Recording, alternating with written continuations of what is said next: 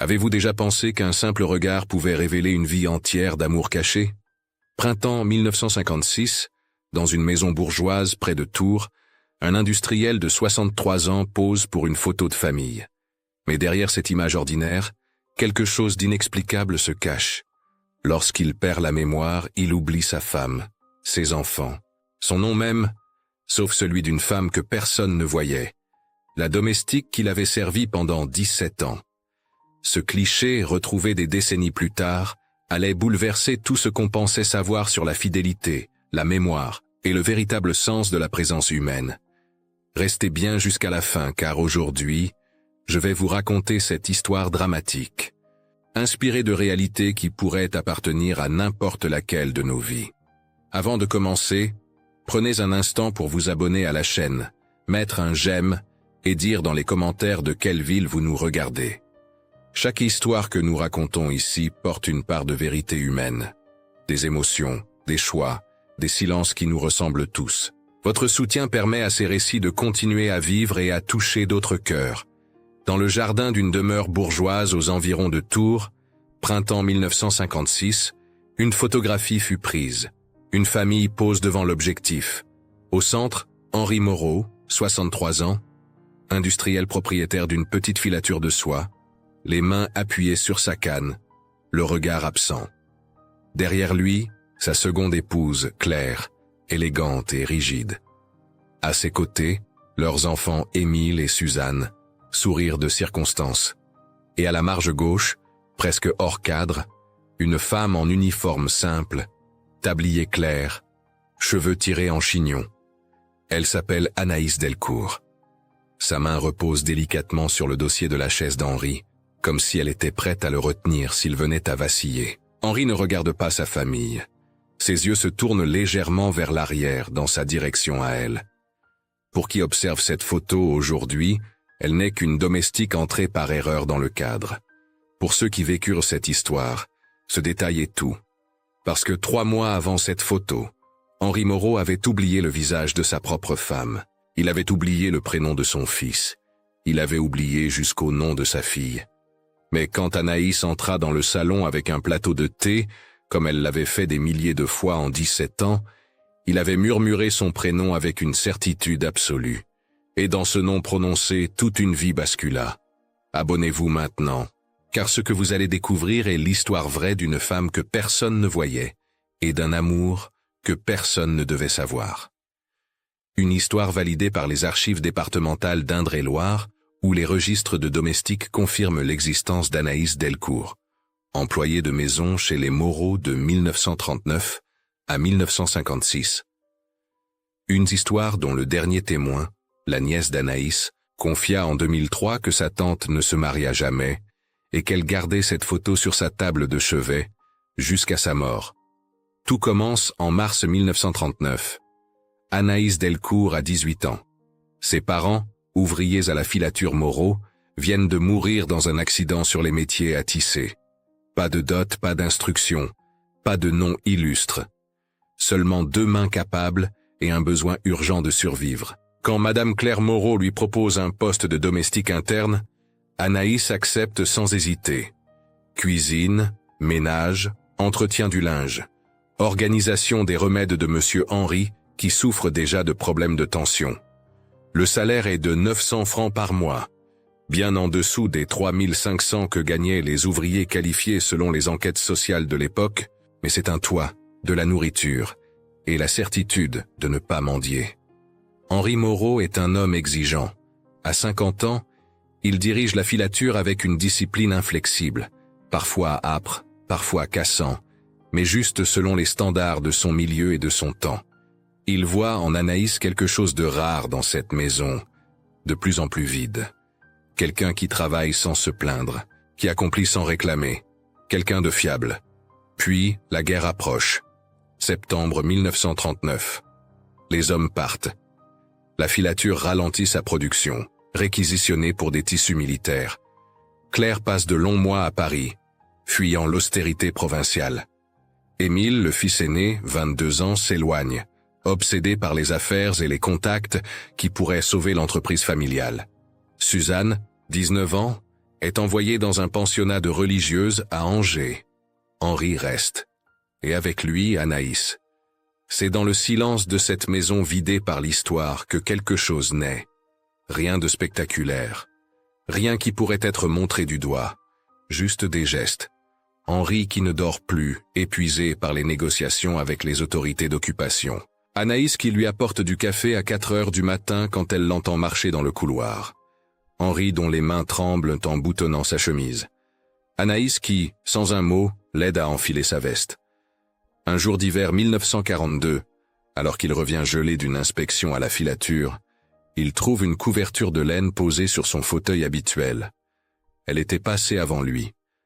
Elle avait prévu. Henri commence à remarquer ces détails. La tasse placée exactement à portée de main. Le coussin ajusté derrière son dos douloureux. Le feu ravivé dans la cheminée une demi-heure avant son retour. Ce n'est pas de la soumission aveugle. C'est une attention. Un soin, quelque chose qu'il n'a jamais senti même dans son propre mariage. Et Anaïs, de son côté, voit un homme qui, malgré tout, se bat pour maintenir les emplois de ses ouvriers. Un homme qui refuse de licencier, même quand les commandes s'effondrent. Un homme qui paie de sa poche les soins médicaux de veuves dont les maris sont morts à la guerre. Elle l'admire pour ça, pour cet effort, pour cette droiture qui coexiste avec sa dureté de patron. C'est un amour impossible. Lui, patron, marié, 29 ans de plus qu'elle. Elle, domestique, orpheline, sans défense. Un amour qui ne sera jamais consommé, jamais déclaré, jamais nommé, juste présent. Dans un regard qui s'attarde, dans un merci murmuré avec plus de douceur, dans une main qui effleure une autre en passant une assiette. Les années passent. 1943, 1944. La libération, 1945. La paix. Claire revient. Émile aussi. Suzanne se marie. La vie reprend ses codes bourgeois. Mais Anaïs reste. Elle est devenue le rouage invisible de cette maison. Elle connaît les horaires des médicaments d'Henri. Elle sait qu'il souffre du dos après une chute de cheval dans sa jeunesse. Elle devine quand il va avoir une crise d'angoisse en pensant à son fils aîné, Pierre, mort en 1940 lors de la débâcle. C'est à elle qu'il parle, tard le soir, dans la cuisine déserte, de sa culpabilité de père absent. Elle répond peu, mais elle écoute. Et pour Henri, c'est suffisant. Mais cette présence dérange. Émile la surveille. Il voit son père dépendre de plus en plus de cette femme qu'il considère comme une intruse. Une domestique qui en sait trop, qui est là depuis trop longtemps, qui se permet des familiarités que lui-même, le fils, n'ose pas. Quand Henri demande où sont ses lunettes, c'est Anaïs qui les trouve. Quand il cherche un document important, c'est elle qui sait dans quel tiroir. Émile déteste cette dépendance. Il y voit une manipulation sournoise. Claire, elle, a choisi l'indifférence polie. Jamais un cri, jamais une scène. Juste une froideur calculée qui glace. Quand elle donne des ordres à Anaïs, c'est avec une douceur tranchante. Chaque mot est une piqûre subtile qui rappelle la hiérarchie. Les études d'architecture domestique de 1950 décrivent parfaitement ces espaces. Les chambres de bonne au 6e étage, sans chauffage, 6 à 8 mètres carrés. Anaïs dort dans un soupente glacial. Elle mange seule dans la cuisine, après avoir servi la famille. Elle porte le même uniforme gris tous les jours, qu'elle lave elle-même le dimanche. Ses mains sont rêches. Ses genoux la font souffrir. Son dos aussi. Les visiteurs ne la voient pas. Ils parlent devant elle comme si elle n'existait pas. Les manuels d'étiquette de l'époque prescrivaient cette invisibilité protocolaire. Une domestique ne devait jamais croiser le regard des maîtres, ne jamais participer aux conversations, ne jamais exister autrement que par sa fonction. Anaïs respecte ses règles. Elle baisse les yeux. Elle efface sa présence. Mais la nuit, seule dans son soupente, elle pleure parfois. De fatigue, de solitude, de cette envie coupable qu'elle ressent pour Suzanne et ses robes élégantes, ses études, sa liberté de choisir. Pourtant, elle tient, parce qu'il y a ces moments. Henri qui laisse traîner des livres dans la cuisine. Elle les lit le soir à la lueur d'une bougie. Henri qui s'assure qu'elles reçoivent les meilleures parts des repas. Henri qui intervient discrètement quand Émile propose de baisser son salaire. Henri qui parfois, dans un murmure, dit simplement « Merci Anaïs, vraiment ». Ces petits riens la maintiennent debout, l'économise quelques francs chaque mois. Garde une petite boîte en fer sous son lit. Dedans, un savon parfumé acheté au marché, une revue trouvée dans une poubelle, une lettre de sa cousine Mathilde qui travaille à Lyon. Ces trésors minuscules qu'elle cache avec honte, comme si vouloir quelque chose pour soi était un crime. Les années continuent leur course. 1947, 1948. Grève dans la région. Tensions sociales, reconstruction difficile après-guerre. La filature survit mais de justesse. Henri vieillit. À 60 ans, en 1953, il commence à montrer des signes de fatigue plus profonde. Des oublis, des confusions. Il cherche des mots, répète les mêmes histoires sans s'en rendre compte. Le docteur Lemoine, médecin de famille, diagnostique une tension artérielle dangereusement élevée et prescrit du repos. Henri refuse. Il continue, obstiné, têtu. Mais son corps lâche, et c'est Anaïs qui compense. Elle vérifie qu'il prend ses médicaments. Elle surveille son alimentation. Elle le rattrape quand il trébuche dans les escaliers. Elle devine quand il va mal avant même qu'il ne le sache lui-même. 17 ans de proximité quotidienne ont créé cette connaissance intime. Elle connaît le rythme de sa respiration la nuit. Elle sait quand il fait un cauchemar et quand il est simplement insomniaque. Elle devine à son pas s'il a eu une bonne ou une mauvaise journée. Cette intimité effraie Émile. Il a maintenant 40 ans. Marié sans amour à une femme de bonne famille, qu'il trompe régulièrement. Malheureux. Amer. Il projette sa frustration sur celle qu'il appelle en privé l'usurpatrice. Lors d'un dîner familial tendu en novembre 1954, alors qu'Henri mentionne naturellement qu'Anaïs lui a rappelé un rendez-vous important, Émile explose. « Depuis quand une domestique gère-t-elle ton agenda, papa? Tu ne trouves pas que c'est déplacé ?» Henri, fatigué, répond simplement « Elle fait son travail, et elle le fait bien. » Mais le malaise s'installe. Claire commence à faire des remarques acides devant ses amis, juste assez fort pour qu'Anaïs, qui sert le thé, les entende. On ne trouve plus de bonnes comme autrefois. Celle d'aujourd'hui se croit indispensable. Anaïs encaisse. Silencieusement. Elle continue. Parce qu'elle aime cet homme d'un amour impossible condamné, qui ne sera jamais autre chose qu'une présence, un regard, une main posée 3 secondes de trop sur une épaule, un merci murmuré dans le couloir vide. Et puis, vient le printemps 1956. Un matin d'avril. Henri descend pour le petit déjeuner. Anaïs, comme chaque jour depuis 17 ans, a préparé son café, exactement comme il l'aime, fort, avec une goutte de lait dans la tasse en porcelaine bleue. Elle pose la tasse devant lui, il lève les yeux, la regarde, et quelque chose dans son regard fait peur. Un vide, une absence. Il demande, poliment, comme à une inconnue. « Excusez-moi, mademoiselle, vous êtes nouvelle ici ?» Anaïs sent son cœur se glacer. Elle répond doucement. « Non, monsieur Henri. »« Je suis Anaïs, je travaille ici depuis 1939. » Il fronce les sourcils, confus. « Ah, pardonnez-moi. J'ai oublié. » Ce jour-là, le docteur Lemoine est appelé en urgence. Le diagnostic tombe comme un coup près. Accident vasculaire cérébral. Un AVC léger, mais aux conséquences dévastatrices.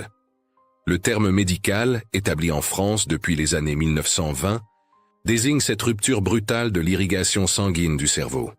La revue neurologique de 1954 avait publié plusieurs études sur ces cas de démence vasculaire, post-AVC, où la mémoire récente s'effondrait, tandis que certaines mémoires profondes, ancrées par la répétition et l'émotion, résistaient. Henri Moreau en était désormais victime. Au fil des semaines qui suivent, son état se dégrade. Il oublie les dates, confond les prénoms, cherche ses mots, se perd dans sa propre maison. Un jour, il appelle Émile par le nom de son frère mort. Un autre jour, il demande à Claire pourquoi elle porte une robe qu'il ne reconnaît pas, alors qu'elle l'a depuis 10 ans. La famille se réunit, fin mai 1956, dans le salon aux lourdes tentures Bordeaux. Émile insiste pour faire interner son père dans un établissement spécialisé à Tours. Claire hésite. Suzanne pleure doucement. Le docteur Lemoine tempère. Ce n'est pas nécessaire pour l'instant. Il peut rester ici, avec une surveillance constante. Mais il faut vous préparer.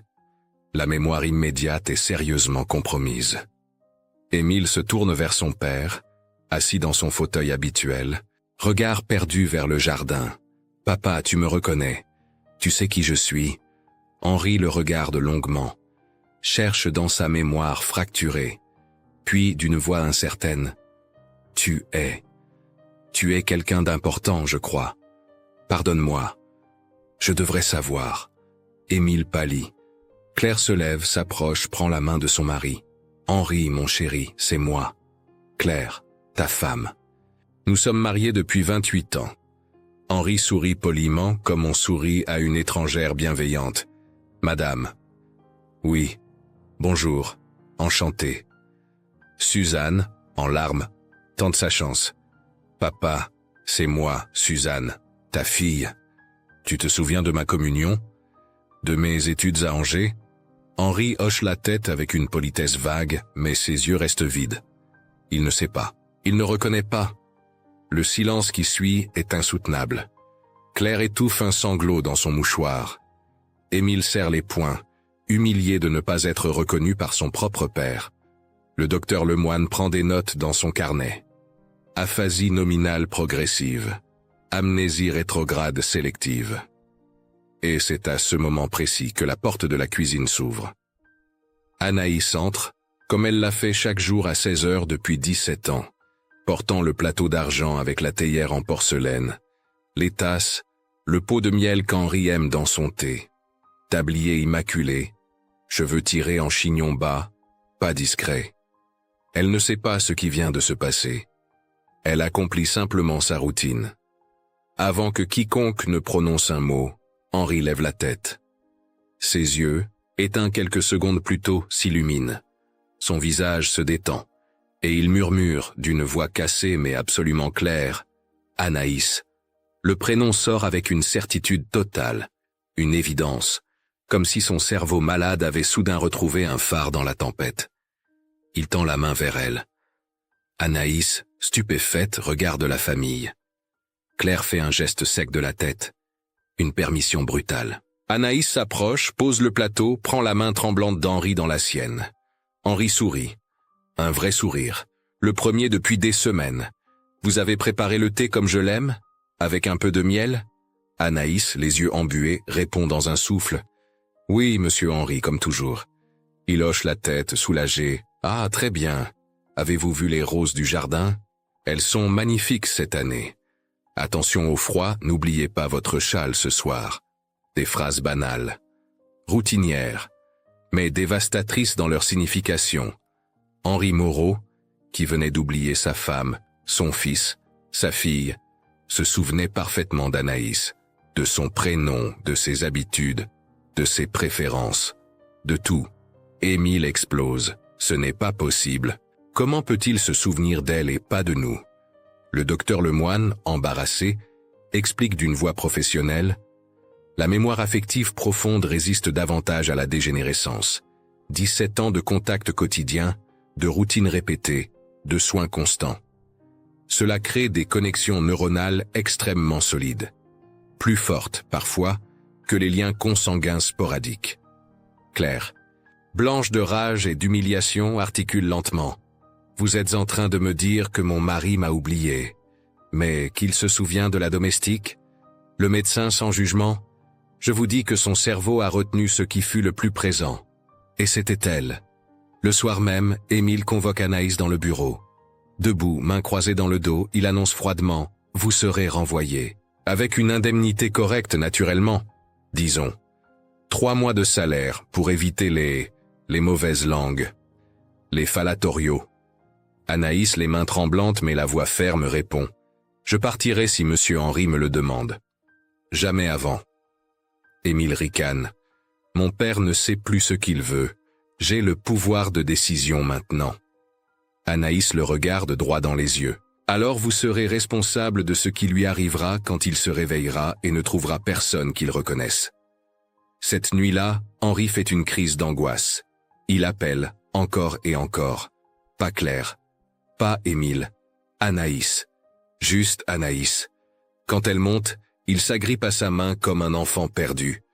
Les jours suivants sont un enfer silencieux. Henri ne supporte plus l'absence d'Anaïs. Quand elle n'est pas dans la pièce, il s'agite, cherche du regard, panique. Quand elle apparaît, il se calme immédiatement. Claire assiste à ce spectacle avec une douleur qu'elle ne montre jamais en public. Son mari, avec qui elle a partagé 28 ans de vie, ne la reconnaît pas. Mais il reconnaît la domestique.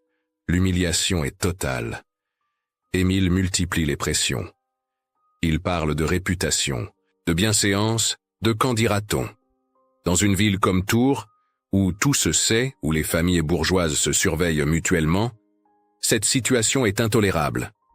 Que penseront les associés, les clients, les voisins? Mais chaque tentative d'éloigner Anaïs se solde par une crise d'Henri. Un soir, alors qu'on lui explique qu'elle a pris congé pour la journée, il refuse de manger, refuse ses médicaments, reste prostré dans son fauteuil, les yeux fixés sur la porte, attendant qu'elle revienne. Fin juin 1956. Une décision est prise. On va faire un portrait de famille. Une photo officielle, dans le jardin. Peut-être la dernière avec Henri encore vivant. Un photographe professionnel est engagé. Les domestiques de l'époque étaient rarement inclus dans ces portraits formels, comme le confirment les études sur la photographie domestique bourgeoise. Les Kodak Brownie et appareils moyen format immortalisaient les familles, pas leurs serviteurs. Mais ce jour-là, Henri refuse de poser si Anaïs n'est pas présente. Émile cède, à contre-cœur, qu'elle reste en arrière, hors cadre, juste pour le rassurer. L'après-midi du portrait arrive. Le ciel est voilé, lumière douce de juin. Le photographe installe son trépied. Henri est assis sur une chaise en fer forgé au centre. Claire se place derrière lui, droite, rigide.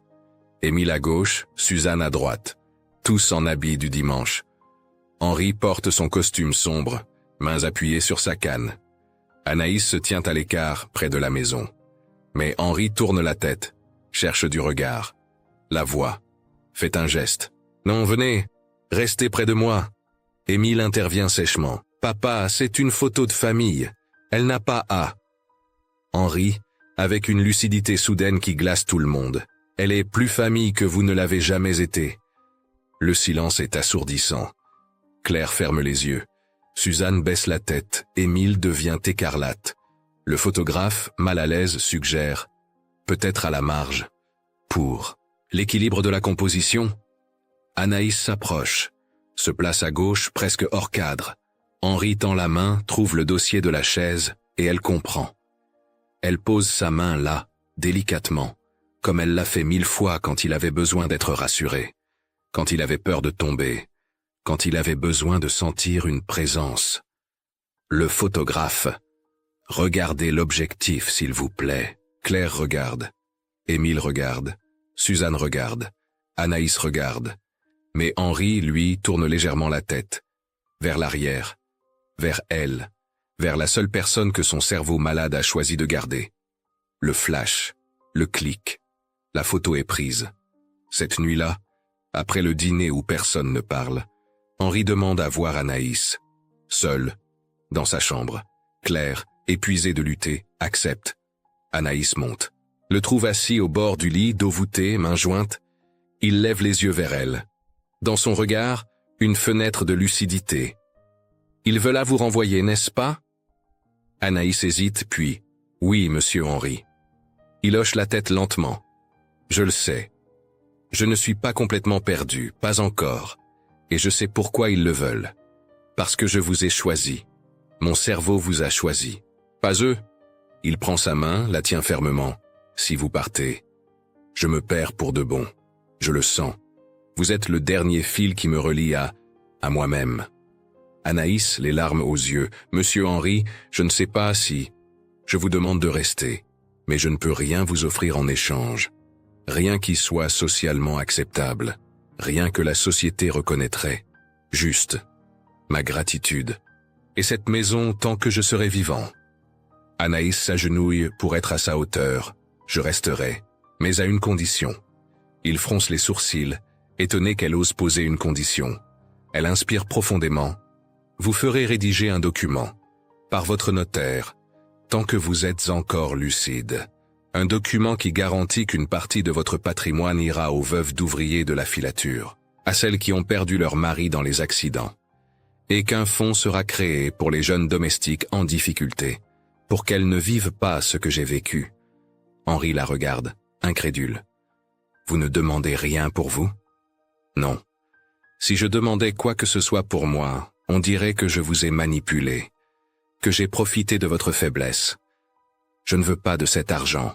Je veux que votre vie ait servi à quelque chose de juste, pas seulement à maintenir l'ordre des choses, mais à le réparer. Henri, les yeux embués, serre sa main. Vous êtes la meilleure d'entre nous. Le lendemain matin, le notaire est appelé. Le document est rédigé, signé, scellé. Émile hurle de trahison. Claire reste stoïque. Suzanne, pour la première fois, défend Anaïs. Papa a choisi. Respectons au moins ça. Les semaines passent. Henri décline. Juillet, août, septembre. Son corps lâche. Anaïs est là, jour et nuit. Elle dort sur une chaise à côté de son lit. Elle lui donne à boire quand il n'a plus la force d'avaler. Elle lui parle doucement des roses du jardin, du thé qu'elle préparera demain, des petites choses qui l'ancrent encore à la vie. Un matin d'octobre 1956, il ne se réveille pas. Henri Moreau meurt paisiblement. Le 14 octobre 1956, à l'aube. Anaïs est à son chevet. Elle tient sa main. Il ouvre les yeux une dernière fois, la regarde et murmure un seul mot, son dernier. Anaïs. Puis il ferme les yeux. Pour toujours. Les funérailles ont lieu 3 jours plus tard, en l'église Saint-Julien de Tours. La famille arrive en cortège. Vêtements de deuil, visage fermé. Mais ce qui surprend tout le monde, c'est la file de gens simples qui attendent dehors. Des ouvriers en casquette, des veuves en noir, des jeunes domestiques. Ils ne viennent pas rendre hommage à Henri Moreau l'industriel. Ils viennent saluer Anaïs. Un vieil homme s'approche d'elle après la cérémonie, chapeau à la main. Mademoiselle Anaïs, je travaillais à la filature. Quand mon fils est tombé malade, vous avez convaincu monsieur Moreau de payer les soins. Je ne vous ai jamais remercié. Une femme, la cinquantaine, les yeux rouges. Ma fille est domestique chez les Dubois. Vous lui avez appris à lire le soir dans la cuisine des Moreau. Elle s'en souvient encore. Un par un, ils viennent. Ils parlent bas. Ils serrent la main d'Anaïs. Ils la regardent avec un respect que la famille Moreau ne lui a jamais accordé. Émile observe la scène de loin. Quelque chose se fissure en lui. Pas une rédemption complète. Pas une conversion miraculeuse. Juste la lente réalisation que cette femme qu'il méprisait avait peut-être plus de valeur que tout ce qu'il possédait. Claire s'approche d'Anaïs, après que la foule se soit dispersée. Elles sont seules dans le cimetière, face à la tombe fraîche. Claire, la voix brisée mais digne, il ne serait pas parti en paix sans vous. Je le sais, et même si cela me déchire de l'admettre, je vous en suis reconnaissante. Anaïs baisse la tête. Madame, je n'ai fait que... Claire l'interrompt. Non. Ne diminuez pas ce que vous avez fait. Vous avez aimé mon mari d'une façon que je n'ai jamais su. Pas avec passion, pas avec possession, avec présence. Et c'est ce dont il avait besoin. Elle hésite, puis ajoute, le fonds qu'il a créé pour les veuves et les domestiques. Je veillerai à ce qu'il soit respecté. C'est le moins que je puisse faire. Les semaines passent. Anaïs reste à la maison Moreau quelques mois, le temps de former la nouvelle domestique. Puis elle part. Elle loue une petite chambre en ville avec ses économies. 900 francs par mois pendant 17 ans, moins les dépenses. Elle a mis de côté, sou par sou, de quoi survivre 1 an, peut-être 2. Elle trouve un travail dans une blanchisserie. Le salaire est médiocre, le labeur épuisant. Mais elle est libre. Pour la première fois de sa vie, elle ne doit rien à personne. Elle ne dort plus dans un soupente glacial. Elle ne mange plus les restes. Elle existe. Un jour de printemps 1958, elle remarque une jeune fille, 16 ans peut-être, qui cherche du travail dans le quartier. L'adolescente est maigre, les vêtements usés, le regard apeuré. Anaïs reconnaît ce regard. C'était le sien. 19 ans plus tôt, Elle s'approche. Tu cherches quelque chose. La fille hésite. Du travail, mademoiselle. N'importe quoi. Mes parents sont morts. Je n'ai nulle part où aller. Anaïs prend une décision. Avec ses économies, elle loue une maison modeste rue des Tanneurs. 3 chambres. Une cuisine, un petit jardin. Elle transforme 2 chambres en logement pour jeunes femmes en difficulté. Veuves d'ouvriers, domestiques renvoyés, filles orphelines. Elle leur demande un loyer symbolique, juste de quoi couvrir les frais. Et en échange, elle leur apprend ce qu'elle a appris. Lire, écrire, tenir des comptes, se défendre sans violence. Les archives municipales de Tours conservent la trace de cette pension. Enregistrée en 1959, sous le nom Foyer Sainte-Anaïs. Elle accueillera des dizaines de femmes jusqu'à sa fermeture en 1982, après la mort d'Anaïs. Les années passent. 1960, 1970. Anaïs ne se marie jamais. Quand on lui demande pourquoi, elle répond simplement « J'ai aimé une fois. Cela me suffit ». Elle ne parle jamais des moraux, pas par amertume, pas par rancune. Simplement parce que cette histoire lui appartient et qu'elle n'a pas besoin de la partager pour la valider. Dans sa chambre, sur une petite table en bois près de la fenêtre, il y a une seule photographie. Le portrait de famille de juin 1956. Henri assis au centre, Claire derrière, les enfants sur les côtés. Et elle, Anaïs, presque hors cadre, la main posée délicatement sur le dossier de la chaise. Henri qui ne regarde pas l'objectif, qui regarde vers elle. Quand sa nièce Mathilde lui rend visite en 1975, elle demande « Pourquoi gardes-tu cette photo, tante Anaïs? Tu n'es même pas vraiment dessus. » Anaïs sourit doucement. « Justement, c'est la preuve que j'ai existé. Pas comme il voulait que j'existe, mais comme j'étais vraiment. » En 1982, Anaïs Delcourt meurt à l'âge de 61 ans. Une crise cardiaque, rapide, sans souffrance. À ses funérailles, il y a plus de monde qu'à celle d'Henri Moreau 26 ans plus tôt. Des femmes qu'elle a accueillies, des enfants de ces femmes, des gens qu'elle a aidés sans jamais demander de reconnaissance. Mathilde, sa nièce, hérite de ses quelques biens. Dans une boîte en fer, elle trouve des lettres. Des dizaines de lettres de femmes qui remercient Anaïs de leur avoir sauvé la vie, de leur avoir donné une chance, de leur avoir montré qu'elle valait plus que ce que la société leur disait. Et elle trouve la photo. Le portrait de 1956. Au dos, d'une écriture soignée, Anaïs a écrit « Personne ne m'a vu sur cette photo, mais lui m'a vu toute sa vie, et c'est tout ce qui compte. » Cette photo reste dans la famille Delcourt. Elle n'ira jamais dans un musée. Elle n'illustrera jamais un livre d'histoire.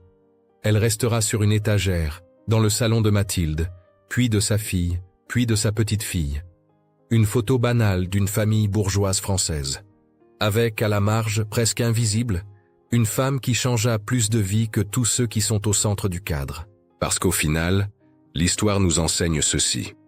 Ce qui reste, ce n'est pas le nom, ni le titre, ni la richesse. Ce qui reste, c'est la présence. L'amour ne se mesure pas en déclarations, mais en gestes quotidiens. En thé préparé avec soin, en couverture posée sur des épaules fatiguées, en mains tendues dans l'obscurité. Et quand tout le reste s'efface, quand la mémoire elle-même nous abandonne, ce qui demeure, c'est le visage de ceux qui furent vraiment là. Pas en théorie, pas en apparence, mais en vérité. Avant de conclure, souvenons-nous que cette histoire fictionnelle nous parle d'une vérité universelle. Parfois, la plus grande forme d'amour n'est pas celle qui se déclare, mais celle qui demeure silencieuse, fidèle, présente. Anaïs nous enseigne que servir n'est pas se soumettre, c'est parfois la plus pure expression de la dignité, et qu'à la fin, la mémoire du cœur est plus forte que celle de l'esprit. Et vous, qu'est-ce qui reste quand tout s'efface ? Avez-vous déjà connu quelqu'un dont la présence a marqué votre vie sans jamais être reconnu? Pensez-vous que l'amour peut exister sans être nommé, sans être partagé? Écrivez le mot « présence » dans les commentaires si vous êtes resté jusqu'à la fin.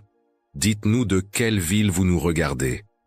Et si vous le souhaitez, partagez l'histoire d'un ancêtre, d'un grand-parent ou d'une personne oubliée dont la vie pourrait inspirer d'autres récits.